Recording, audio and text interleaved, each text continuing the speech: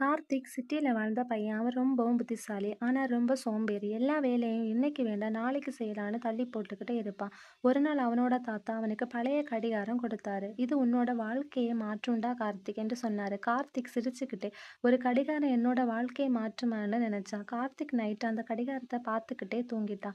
அடுத்த நாள் காலையில அவன் ரொம்ப விசித்திரமான விஷயம் கவனிச்சான். அந்த கடிகாரம் ஒவ்வொரு நிமிஷமும் சத்தமா டிக் டிக்னு சொல்லிக்கிட்டே இருந்துச்சு. அந்த சத்தம் கார்த்திக்குக்கு ஞாபகப்படுத்திக்கிட்டே இருந்துச்சு. நேரம் போய்க் கொண்டிருக்கிறது, நேரம் போய்க் கொண்டிருக்கிறது என்று. ஆனா கார்த்திக் அத கவனிக்கல. சில நாளுக்கு அப்புறம் கார்த்திக் யோசிச்சான், "நான் எவ்வளவு நேரத்த வீணாக்கிட்டேன்" என்று.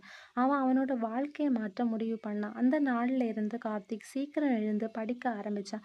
பல திறமைகள வளர்த்து தனது கனவுகளுக்கு கடுமையா உழைச்சான். பல வருடங்கள் கடந்து கார்த்திக் ஒரு நல்ல வேலைக்கு போக ஆரம்பிச்சான். அவனுடைய வாழ்க்கை ரொம்ப அழகா மாறிடுச்சு. ஒரு நாள் கார்த்திக் தாத்தா கிட்ட கேட்டான், "தாத்தா, அந்த கடிகாரம் உண்மையாவே மாயாஜாலமா தாத்தா?"